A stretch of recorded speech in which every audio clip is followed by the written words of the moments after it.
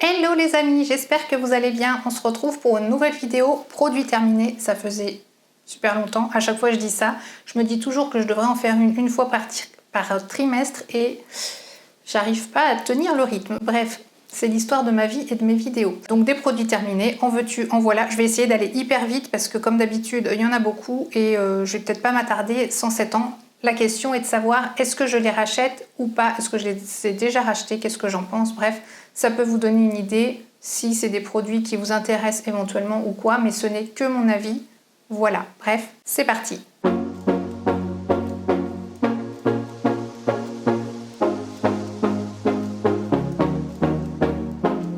Je vais commencer avec les plus gros, ça me fera plus de place.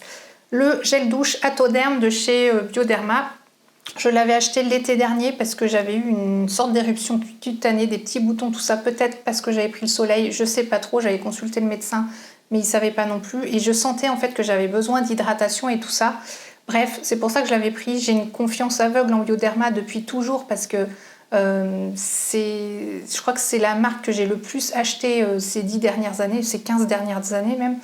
Bref, voilà, j'ai pas du tout été déçue et on l'a fini sans problème. Son objectif c'est de nettoyer, adoucir et de protéger les peaux sensibles normales à sèche, ce qui n'est pas mon cas d'habitude, mais là sur le corps c'était l'enfer. Bref, en peu de temps ça allait beaucoup mieux. Est-ce que je suis susceptible de le racheter? Pourquoi pas, mais pour le moment j'ai racheté un autre gel douche. On continue avec les gros flacons, toujours Bioderma. Celui-ci ça faisait tellement longtemps qu'il était entamé. Je vous parle pas de la date de péremption parce que donc c'est Mélissa qui l'utilisait. Il est sans parabènes quand même. C'est une solution micellaire pour les bébés et les enfants. Donc elle se débarbouillait avec ça, mais maintenant elle prend de l'eau micellaire, on va dire pour adultes. Mais c'est un flacon tellement énorme. J'en ai utilisé plein quand les filles étaient bébés, quoi, petites, mais du coup, une fois grande, ça sert beaucoup moins. Et 1 litre, c'est un peu plus difficile à venir jusqu'au bout. Donc celui-ci, le ABC Derm, je ne le rachèterai pas parce que les filles maintenant sont grandes, donc je les considère donc forcément plus comme des bébés, mais plus trop comme des enfants, mais plus comme des adolescentes. Donc voilà. Ceci dit, si vous avez des bébés, moi je le trouve très bien pour débarbouiller, pour nettoyer les fesses, enfin bon bref, il était vraiment top. Et il sent bon. J'ai dit que j'allais pas m'éterniser, c'est mal barré. Le shampoing dont je vous ai beaucoup parlé dernièrement, donc j'en ai racheté un, celui-ci, là déjà j'en avais 2, donc ça doit être mon 3e. C'est le shampoing Tea Tree, l'arbre à thé de Natessence, qui est équilibrant et purifiant.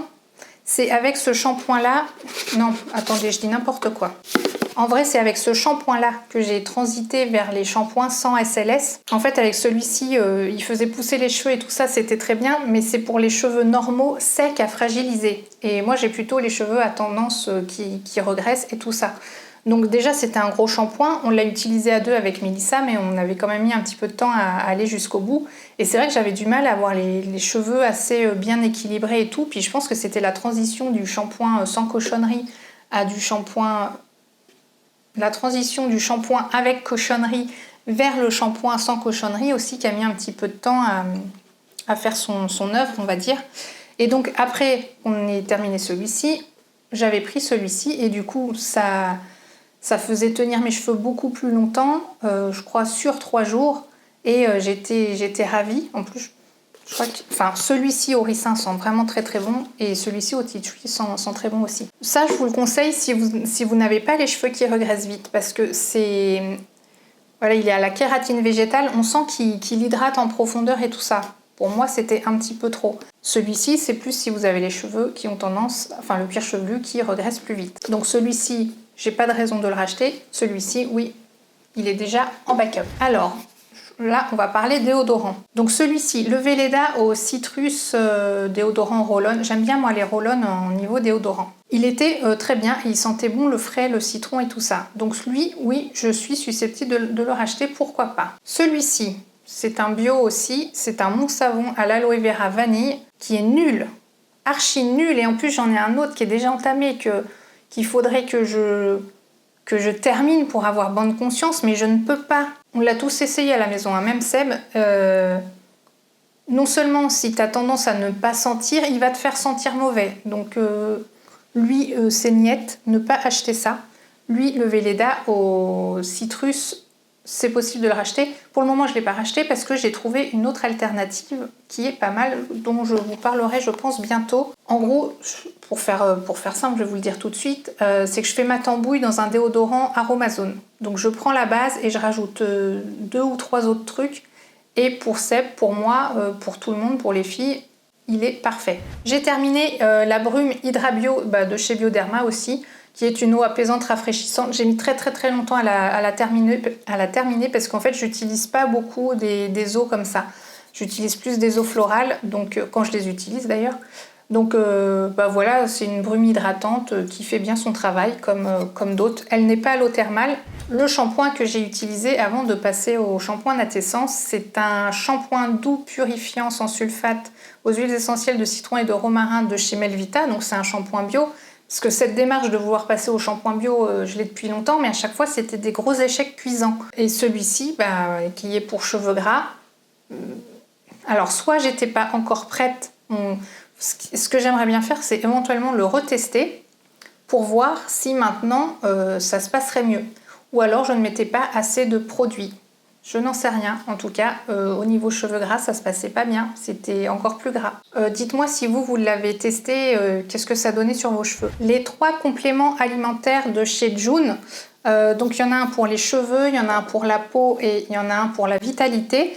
Je les ai finis tous les 3. Alors normalement c'est des cures de 30 jours, si je dis pas de bêtises. Ouais, c'est des boîtes de 60 et il fallait prendre 2 gélules par jour.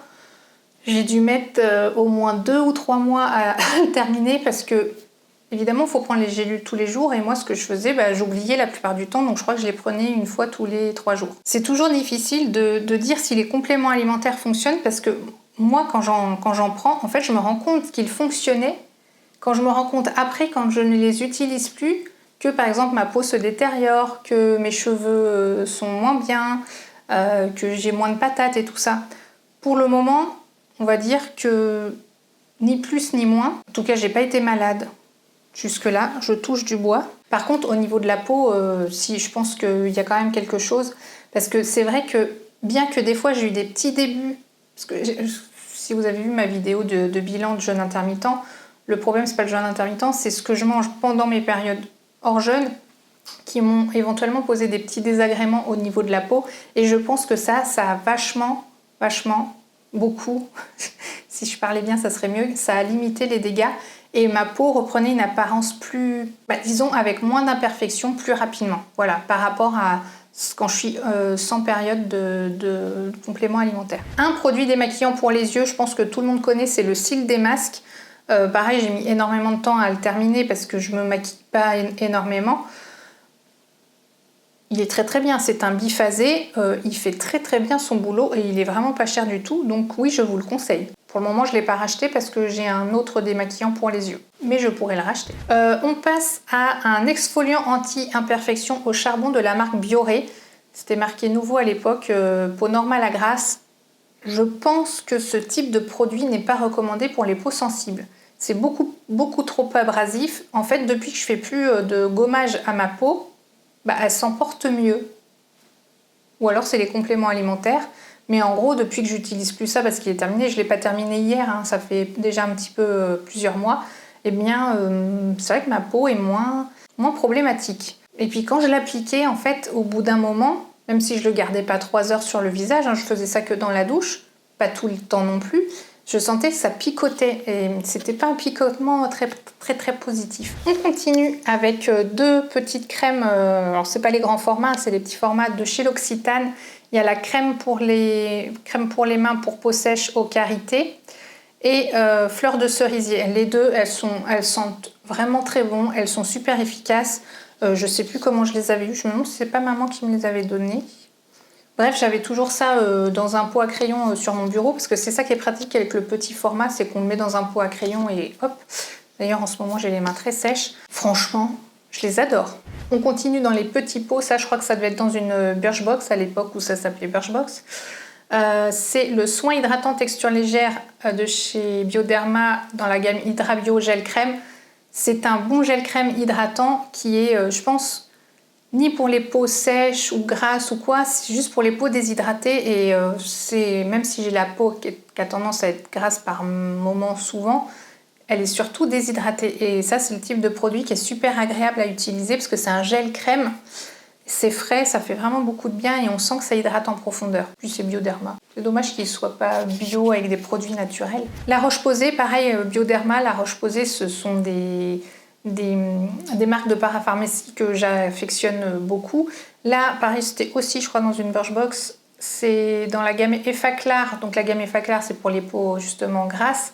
C'est le gel moussant purifiant qui nettoie très bien, qui fait bien son travail, que j'avais déjà eu en grand format, que je pourrais être susceptible de racheter, mais maintenant je préfère me tourner vers des produits qui ne sont pas destinés justement pour les peaux grasses, parce que j'ai remarqué que moins j'utilise de choses qui sont pour les peaux grasses, plus ma peau, et moins j'utilise de produits d'ailleurs, plus ma peau est contente. Donc justement, en parlant de produits autres, là c'est une mousse nettoyante purifiante, donc qui est quand même pour les peaux à problème, mais c'était une mousse, donc j'aimais bien. Par contre, elle était à la menthe, et ça faisait une petite sensation un peu de picotement, de purification. Alors c'est bizarre parce que c'était du bio, je me dis c'est bizarre que ça me picote, mais ça me faisait ça quand même.